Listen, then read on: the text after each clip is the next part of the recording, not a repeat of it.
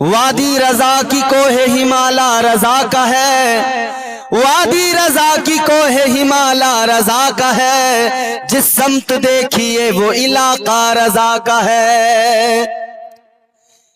क्या शान है मेरे आला हजरत की, क्या मकाम है ताजदारे बरेली का। एक मुरीद है आपके जिनका नाम है नवाब अमजद अली खां। आजकल तो मार्केट में जाली पीर देखो हर गली में नजर आ जाएंगे, फ्रॉड पीर तलाश करते फिर रहे हैं, गली गली मुरीद मिल जाए, कोई मुरीद मिल जाए, किसे बेवकूफ बनाए। रात दिन झूठ बोलने वाले, दिल में हसद रखने वाले, गीबतें करने वाले, दिल में कीना रखने वाले, फिर पीर बने चोगा पहनकर टहल रहे हैं। मुरीदों की तलाश बराबर जारी है। ऐ लोगों याद रखो, पीर देखो तो अच्छा देखो, सच्चा देखो, और सबसे बड़ी बात मेरे मुस्तफा का वफादार पीर देखो। इसलिए कि अगर नबी का आशिक है, नबी का वफादार है, तभी उसके अंदर सच्चाई होगी। अगर नबी का वफादार है तभी उसके अंदर अच्छाई होगी, और अगर वफादार नहीं तो उसके अंदर कोई अच्छाई भी नहीं मिल सकती है। नवाब अमजद अली खां मेरे आला हजरत सरकार के मुरीद शिकार पे निकले। एक रोज जंगल के अंदर हिरन नजर आ गया, यूं निशाना लगाया, गोली चलाई लेकिन निशाना। इमाम इश्क को मोहब्बत ताजदारे अहले सुन्नत को अपने आका पर कितना एतमाद, मुस्तफ़ा जान रहमत की अहादीस पर, आका के फरामीन पर कितना एतमाद। आजकल तो हम डगमगा जाते हैं, सारे हालात भी सामने होते हैं, हुजूर के फरामीन भी सामने होते हैं, फिर भी हमारे अंदर वो इस्तिकामत, वो मजबूती नहीं होती। अजीजाने गिरामी वकार, आओ जरा आला हजरत का इश्क रसूल देखो और आका की जात पर एतमाद देखो। ताजदारे अहले सुन्नत सरकार आला हजरत हज के सफर पर निकले हैं, और उन दिनों पानी के जहाज से सफर हुआ करते थे। सरकारे आला हजरत पानी के जहाज से हज के सफर पर रवाना हुए। जहाज पानी का सीना चीरते हुए अपनी मंजिल की तरफ रवां दवा है। सारे लोग जहाज के अंदर अपने अपने मामलात में मसरूफ हैं। हुज्जाज इकराम जहाज के अंदर है, मेरे आला हजरत भी जहाज के अंदर है। सरकारे आला हजरत अल्लाह की इबादत और रियाजत में लगे हुए हैं, आका पर दुरूद और सलाम पढ़ने में लगे हुए हैं। जहाज आगे बढ़ता जा रहा है अपनी मंजिल की तरफ, मगर एक ऐलान होता है जहाज के अंदर। जहाज चलाने वाला, जिसको मल्लाह कहते हैं, नाखुदा भी कहा जाता है, कश्ती का नाखुदा, जहाज का नाखुदा, उसने एक ऐलान किया। उसने कहा कि हम बहुत देर से कोशिश कर रहे हैं, मेहनत कर रहे हैं, जहाज लेकिन हमारे काबू में नहीं आ रहा है, और हम अब बेबस हो गए, नाकाम हो चुके हैं, हमारे काबू से बाहर है। अब अपने जानो माल की आप खुद हिफाजत करें, जहाज पानी में डूबने वाला है। जब मल्लाह की जानिब से यह ऐलान कर दिया गया जहाज पानी में डूबने वाला है, तो सारे मुसाफिर घबरा गए। जहाज के अंदर जितने भी लोग हैं, जितने भी हुज्जाज हैं, सब परेशान, घबरा गए। चीखो पुकार मच गई, क्या होगा। लग रहा था कि बस अब थोड़ी देर में हम डूब जाएंगे, सारे के सारे मर जाएंगे। जहाज के नाखुदा ने ऐलान कर दिया था जहाज हमारे कंट्रोल के बाहर है, हमारे काबू के बाहर है, अब हम इसको बचा नहीं सकते। सारे लोग घबराए हुए, सारे लोग परेशान, मगर परेशान इधर सब हैं, मगर इन लोगों ने देखा एक जाते वाला सिफात, एक शख्सियत, बावकार शख्सियत, मेरे आला हजरत सरकार बड़े पुरसुकून हैं, इत्मीनान के साथ बैठे हैं, आका पर दुरूद व सलाम पढ़ रहे हैं। लोग हैरान हुए, करीब आए, कहने लगे मौलाना जहाज डूबने वाला है, हम मरने वाले हैं, सब घबराए हुए हैं, सब परेशान हैं, लेकिन आप इतने इत्मीनान से बैठे हैं, क्या मामला है? आप इतने सुकून से बैठे हुए हैं, कोई घबराहट नहीं चेहरे पर, घबराहट के आसार नहीं। मेरे आला हजरत सरकार ने फरमाया घबराते किस लिए हो? आज ये जहाज नहीं डूबेगा, आज हम लोग नहीं मरेंगे। लोग हैरान हैं, कहने लगे ये कौन सी बात? मेरे आला हजरत ने फरमाया सुनो, किसी भी दिन अहमद रजा को मौत आ सकती है, मगर आज अहमद रजा को मौत नहीं आएगी इस जहाज के अंदर पानी में डूबकर। लोग कहने लगे आपको इतना एतमाद, इतना भरोसा? मौत जिंदगी तो अल्लाह के इख्तियार में, आप कैसे कह सकते हैं कि मौत नहीं आएगी, नहीं डूबेगा जहाज? मेरे आला हजरत ने जो जवाब दिया वो सुनो, तारीख के माथे का झूमर बना हुआ है वो जवाब। सरकार आला हजरत ने फरमाया सुनो, किसी भी दिन मुझे मौत आ सकती है, मगर आज मुझे मौत नहीं आएगी, आज जहाज नहीं डूबेगा। पूछा गया क्यों? मेरे आला हजरत सरकार फरमाते हैं अहमद रजा को अपने आप पर भरोसा नहीं है, अहमद रजा को अपनी जात पर भरोसा नहीं है, अहमद रजा को रसूल पाक पे भरोसा है। मुझे मुस्तफा जान रहमत पे भरोसा है, इमामुल अंबिया पे भरोसा है, आका के फरामीन पर भरोसा है। लोग कहने लगे क्या मतलब? आला हजरत ने फरमाया सुनो, जब मैं जहाज में सवार हुआ तो मैंने वो दुआ पढ़ ली थी जो मेरे आका ने सिखाई है उम्मत को।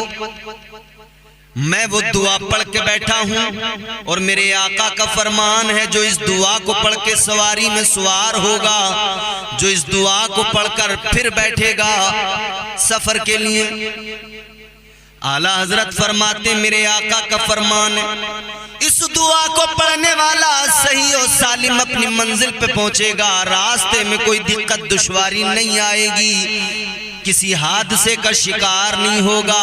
आला हजरत फरमाते हैं मैंने वो दुआ पढ़ ली थी, वो दुआ पढ़ के मैं बैठा था जहाज में, लिहाजा मेरा यकीन है ये जहाज नहीं डूबेगा, आज अहमद रजा को मौत नहीं आएगी। ये यकीन है आका की जात पर मेरे आला हजरत को, ये एतमाद और भरोसा है हुजूर के फरामीन पर। मेरे आला हजरत सरकार फरमाते लोगों घबराने की जरूरत नहीं है, पुरसुकून होके बैठ जाओ, आका पर दुरूद सलाम पढ़ते जाओ। सारे लोगों को बैठा दिया, सब दुरूद सलाम पढ़ने लगे, लेकिन जहाज तो अभी भी पानी में हिचकोले खा रहा था। मेरे आला हजरत सरकार जहाज की छत पे आए और फिर आका को पुकारा, मुस्तफा जान रहमत की जानिब लो लगा के मेरे आला हजरत ने अपने आका को पुकारा है। ताजदारे बरेली ने आका को पुकारा, अर्ज किया या रसूल अल्लाह, ऐ ताजदारे मदीना, मेरी कोई हैसियत नहीं मगर मैंने आपके फरमान के मुताबिक लोगों को बता दिया है जहाज नहीं डूबेगा। या रसूल अल्लाह दुआ पढ़ के बैठा हूँ, आका करम फरमाइए। या रसूल अल्लाह इस डूबते जहाज को सहारा दीजिए। आका ये आपके नाम पर, आपके लिए, आपकी मोहब्बत में, आपकी जात पे भरोसा करके अहमद रजा ने लोगों से कह दिया है। फिर मेरे आला हजरत इल्तिजा करते हैं, आका से कहते हैं या रसूल अल्लाह आने दो या डुबो दो, अब तो तुम्हारी जानिब, आने दो या डुबो दो, अब तो तुम्हारी जानिब, कश्ती तुम्ही पे छोड़ी लंगर उठा दिए हैं। मेरे आला हजरत सरकार आका की बारगाह में लो लगा के दुआ कर रहे हैं, इल्तिजा कर रहे हैं, फरियाद कर रहे हैं, पुरसुकून है मगर आला हजरत। ताजदारे मदीना की बारगाह में आशिक़े सादिक के अल्फाज मकबूल हुए। जो जहाज हिचकोले खा रहा था संभल गया, जो जहाज डूबने वाला था संभल गया और सही हालत पर आकर अपनी मंजिल की तरफ बढ़ने लगा। जहाज का नाखुदा भी हैरान, लोग भी हैरान। मेरे आला हज़रत सरकार सरकार को सबने देखा, सबने बड़ी ताजीम की, सब कहने लगे यकीनन हम खुशनसीब हैं, आज हम जो हज के सफर पर हैं मुस्तफा के सच्चे गुलाम सच्चे आशिक के साथ सफर पर हैं। ये मेरे आला हजरत की करामत है, ये मेरे आला हजरत की शान है कि आका की जात पर आला हजरत सरकार को इस दर्जा भरोसा, इस दर्जा एतमाद है। वो मेरे आला हजरत है, बड़ा प्यार आला हजरत को अपने आका से। ऐसे आशिक अल्लाहु अकबर। और मैं कई बार कहता हूं कि इश्क अगर सच्चा हो तो फिर बंदे को मिलता बहुत कुछ है, वो सब कुछ मिल जाता है जो उसके वहमो गुमान से परे होता है। इश्क करना जरूरी है, इश्क रहमत है खुदा की, इश्क मीरा से अजल, सच्चा इश्क, इश्क हकीकी। इश्क रहमत है खुदा की, इश्क मीरा से अजल, इश्क का बानी मुबानी ला यमूतो लम यजल, इश्क तन्हाई पसंद अज रोजे अव्वल ताबद, इश्क यकताई का तालिब लम यलिद से लम युलद, इश्क ने चाहा कि अब हो दिल लगी का बंदोबस्त, इश्क की तहरीक पर बरपा हुआ यौमे अलस्त, इश्क आदम का हवाला, इश्क हवा का वजूद, इश्क ही हर हस्तबूदो बाई से हर हस्तबूद, इश्क ने पैदा किया हाबील में ईमान रूह, इश्क ने ही आके टाला नूह से तूफान नूह, इश्क इब्राहिम से सोजा नहीं थी कोई आग, इश्क ने दाऊद को छेड़ा तो छेड़े उसने राग, इश्क में बेटे पे जब खंजर उठाता है खलील, इश्क में सर को झुका दे हंस के फर्जंदे खलील, इश्क ने जमजम निकाले जब भी रगड़ी एड़ियां, इश्क ने जिंदान में यूसुफ की खोली बेड़ियां, इश्क ने फिरौन के दरबार में कलमा पढ़ा, इश्क तन्हा करबला में सो यजीदों से लड़ा, इश्क में वो कौन है दो बादशाहाने वली, इश्क है या तो हसन या फिर हुसैन इब्ने अली। बड़े इनाम मिलते हैं इश्क, इश्क सच्चा होना चाहिए और आला हजरत को सच्चा इश्क था। कितने इनाम से अल्लाह ने नवाजा, कितने इनामात अल्लाह ने अता फरमाए। मेरे आला हजरत सरकार 54 उलूम व फनून पर महारत रखते थे। आजकल कॉलेज यूनिवर्सिटीज में पढ़ने वाले तमाम लोग, हद होती है हाई स्कूल इंटर में 4, 5, 6 सब्जेक्ट, और उनमें भी बस इतनी ही पकड़ बन पाती है कि किसी भी सब्जेक्ट में बस पास होना होता है, ठीक ठाक मार्क्स आ जाए पास हो जाए। ग्रेजुएशन में गए सब्जेक्ट कम हो गए, पोस्ट ग्रेजुएशन में गए सब्जेक्ट कम हो गए, फिर एक सब्जेक्ट पे पहुंच गई कहानी, फिर उसी में किसी ने पीएचडी कर ली, किसी ने कुछ कर लिया। कहने का मतलब यह है यहां पर अगर कोई मैथ में महारत रखता है तो वो सिर्फ मैथ पर अच्छी पकड़ रखता है, अगर किसी को सोशियोलॉजी पर दस्तरस है तो वो आगे तक उसी पर बस महारत, बाकी में वीक कमजोर। एक सब्जेक्ट पे महारत होती है, बाकी में बंदा वीक होता है। मगर क्या शान है मेरे आला हजरत की, 54 सब्जेक्ट पर आपको मुकम्मल महारत, 54-55 सब्जेक्ट पर ऐसी मुकम्मल महारत कि बड़े बड़े यूनिवर्सिटी के प्रोफेसर वो भी हैरान रह जाते हैं आला हजरत का इल्म देखकर। अलीगढ़ मुस्लिम यूनिवर्सिटी के अंदर एक प्रोफेसर थे सर जियाउद्दीन, मैथमेटिक्स के प्रोफेसर थे, मैथ के टीचर थे, बहुत मालूमात थी, लेकिन मैथ के कुछ ऐसे सवाल थे जिनको वो हल नहीं कर पा रहे थे और परेशान थे। बड़ी बड़ी यूनिवर्सिटी से उन्होंने राब्ता किया, वहां के प्रोफेसर से राब्ता किया, हल नहीं हो पा रहे थे। उनके एक मिलने वाले थे मौलाना, उनका नाम था मौलाना सुलेमान, गालिबन मौलाना सुलेमान अशरफ उनका नाम था। सर जियाउद्दीन उनसे कहने लगे बड़ी उलझन में हूं, 2-4 सवाल हैं हल नहीं होते। लंदन की यूनिवर्सिटी के अंदर भी मैंने इनके मुताल्लिक वहां भी मैंने लिख भेजा है, जवाब नहीं आया। मौलाना साहब कहने लगे, ऐ मास्टर साहब, ऐ प्रोफेसर साहब, आप एक काम कीजिए, बरेली चले जाइए,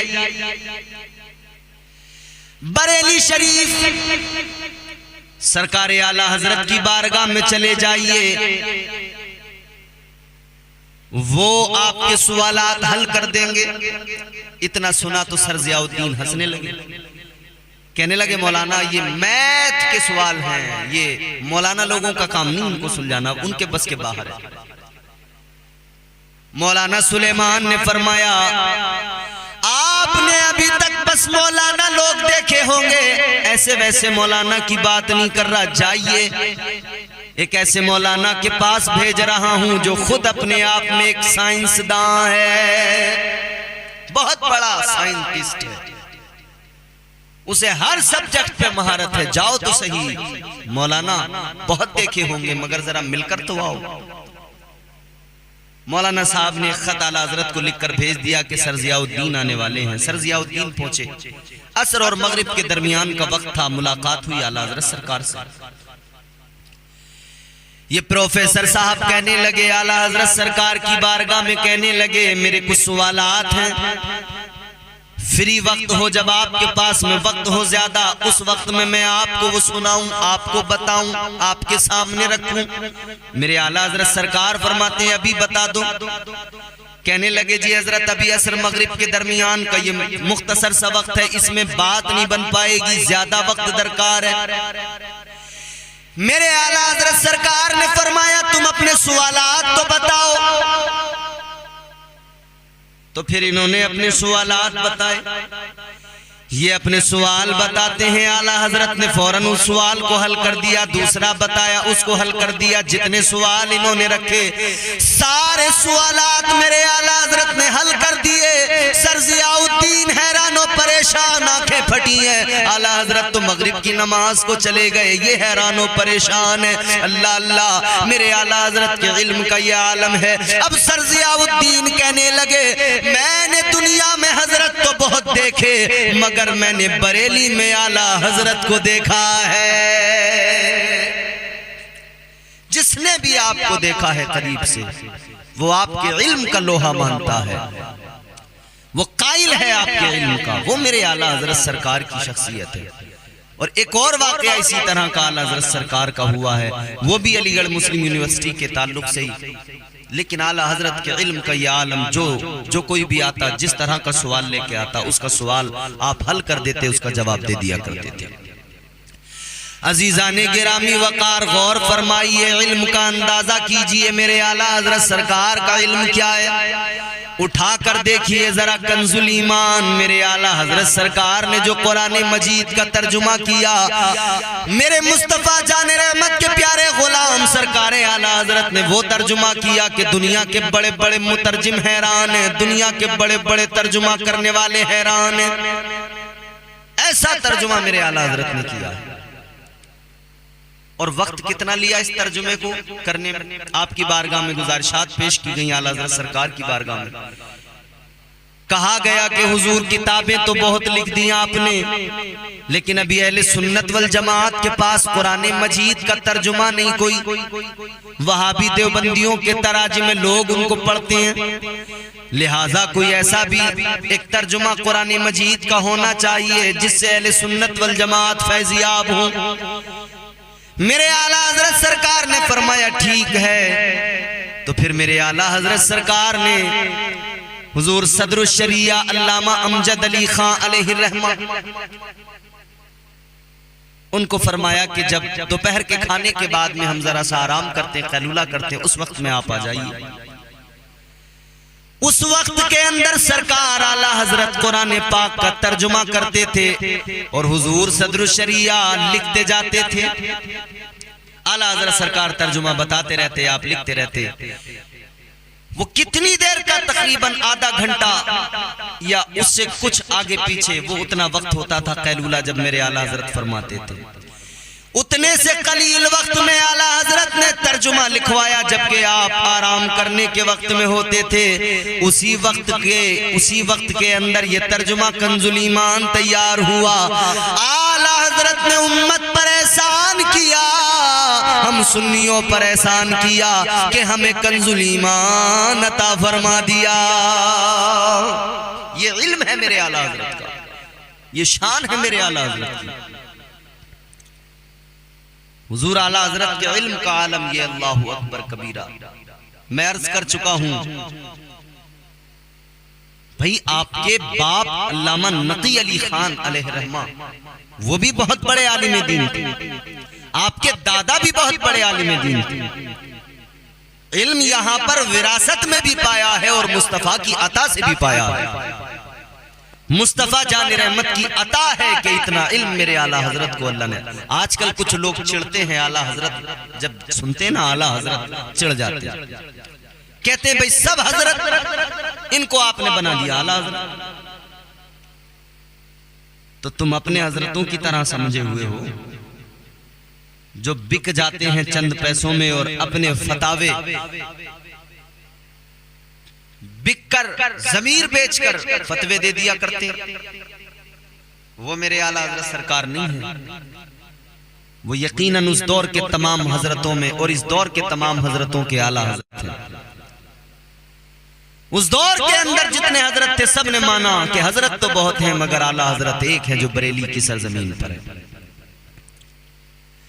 फिर इसीलिए तो हम कहते हैं वादी रजा की कोहे हिमाला रजा का है, वादी रजा की कोहे हिमाला रजा का है, जिस समत देखिए वो इलाका रजा का है। मेरे आला हजरत सरकार की शान अल्लाहु अकबर। मुस्तफा जान रहमत ने वो करम फरमाया, वो इनायतें आका की। जब मेरे आला हजरत सरकार हज करने के लिए गए, मेरे आला हजरत सरकार ने तारीख रकम कर दी, वहां पर भी एक किताब लिखकर। आज इल्मे गैब मुस्तफा पर जो ये चंद बद्दीन लोग उंगलियां उठाते हैं ना, आला हजरत की किताबें पढ़ें। मेरे आला हजरत ने दलाइल के साथ तमाम बातें पेश की हैं हुजूर के इल्म गैब के ताल्लुक से, और साबित किया है कि जाती इल्म वो सिर्फ अल्लाह का है और हुजूर का जो इल्म है वो अताई है, हुजूर को अल्लाह ने अता किया है।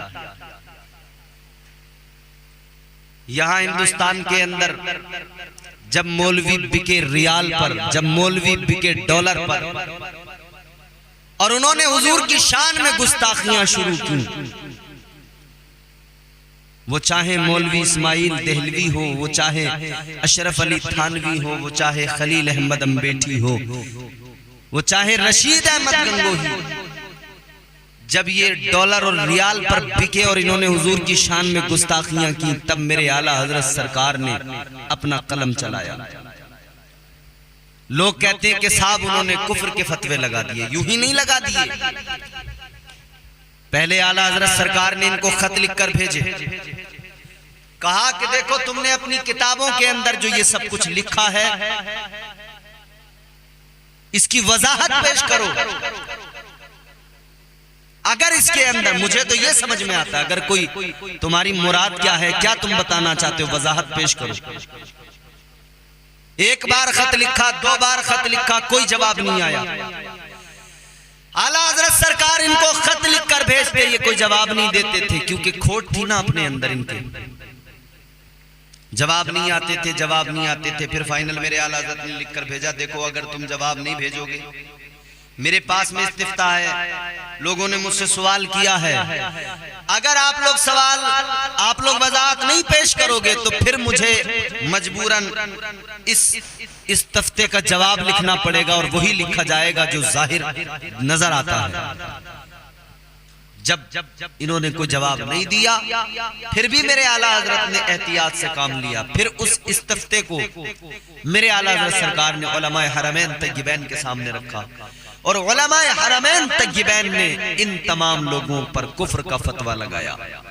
मेरे आला हजरत सरकार ने उस फतवे को लाकर यहाँ पर लोगों के सामने रखा। आला हजरत सरकार ने इनकी सच्चाई दुनिया के सामने रखी।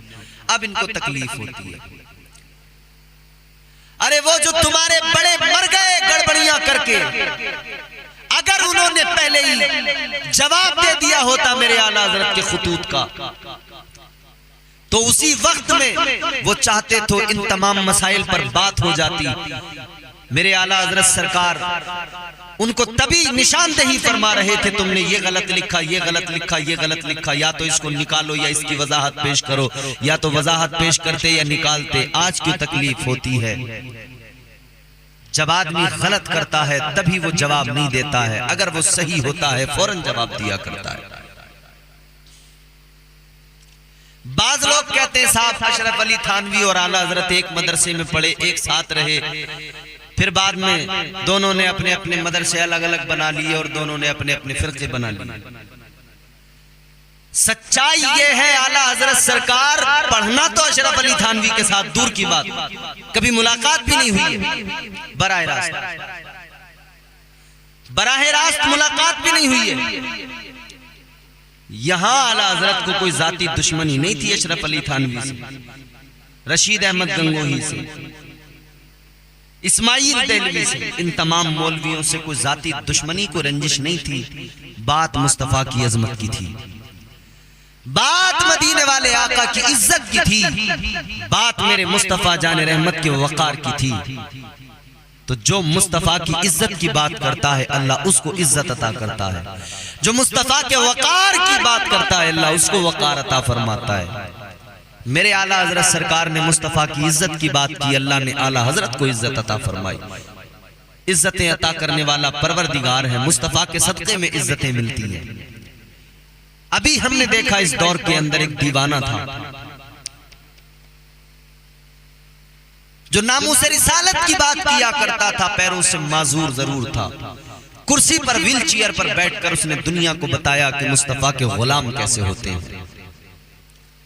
आज भी हिंदुस्तान की सरजमीन पर तहफ़्फ़ुज़े नामूसे रिसालत की बात करने वाले लोग मौजूद हैं, हुजूर की इज्जत की बात करने वाले मौजूद हैं। मुफ्ती सलमान अशरफी साहब एक जीती जागती मिसाल हैं, दीगर हमारे उलमा नबी की इज्जत की बात कर रहे हैं, मुस्तफा जाने रहमत के वकार की बात कर रहे हैं। तो अल्लाह ने उलमाए अहले सुन्नत को इज्जतों से नवाजा है, इन्हें ताज वकार अता किया है। बात इतनी सी है कि बंदा हुजूर का हो जाए, बंदा हुजूर का गुलाम हो जाए। हजरत सलमान फारसी इश्क का कैसे नवाजता है। हजरत सलमान फारसी गवर्नर बना दिए गए थे। एक रोज आप दस्तरखान पे बैठे हैं, बहुत सारे लोग बैठे हैं, कई मुमालिक के सफीर बैठे हैं। ताजदार मदीना वाली कायनात मुस्तफा जाने रहमत के प्यारे दीवाने, प्यारे गुलाम, प्यारे सहाबी हजरत सलमान फारसी रहमतुल्लाह रदियल्लाहु ताला अन्हु, आपको हुजूर की हदीस याद है कि अगर खाना खाते हुए रोटी का टुकड़ा दस्तरखान पर गिर जाए तो उठाकर खा लो। दस्तरखान पर आप बैठे हुए खाना खा रहे, रोटी का टुकड़ा गिरा दस्तरखान पर, हजरत सलमान फारसी ने उठाकर मुंह में रख लिया, खाने लगे। तो जो बराबर में बैठे हुए थे उन्होंने कहा, ए सलमान आप गवर्नर हो, आपके सामने दस्तरखान पर ये सफीर बैठे, कान में कहा आहिस्ता से, आपको ऐसा नहीं करना चाहिए, ये गिरा हुआ टुकड़ा उठाकर नहीं खाना चाहिए। उन्होंने तो कान में आहिस्ता से कहा था।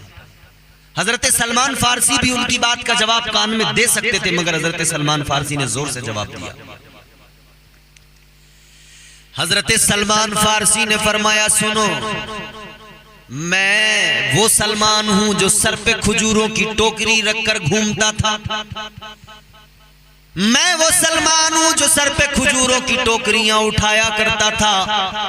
आज की गवर्नरी को तुम देख रहे हो, मेरा वो वक्त मुझे याद है, मैं तो गुलाम था, खजूरों की टोकरियां सर पे उठाता था, मगर उस गुलाम से यहां गवर्नर बनने तक का जो सफर है, इसमें मुस्तफ़ा जाने रहमत की गुलामी शामिल है। मुझे जो इज्जतें मिली है ये मुस्तफ़ा जाने रहमत की गुलामी के सबब मिली है। तो मैं किसी भी हाल में रहूं, किसी भी ओहदे पे रहूं, आका के फरामीन पर अमल करता रहूंगा, हुजूर की अहादीस को सामने रखकर उन पर अमल करता रहूंगा। फरमाते ये जो कुछ इज्जत है, ये सर पे जो बाल उगे हुए हैं, ये मुस्तफ़ा जाने रहमत की मोहब्बत ने उगाए, वरना सर पे मेरे खजूरों की टोकरी रहती थी। ये जो इज्जत मुझे मिली है कि आज गवर्नर बना बैठा हूं, ये मुस्तफ़ा की गुलामी ने बनाया। जान है इश्क मुस्तफ़ा, मेरे आला हज़रत सरकार ने फरमाया ना, जान है इश्क मुस्तफ़ा रोज फुजू करे खुदा। जान है इश्क मुस्तफ़ा रोज फुजू करे खुदा।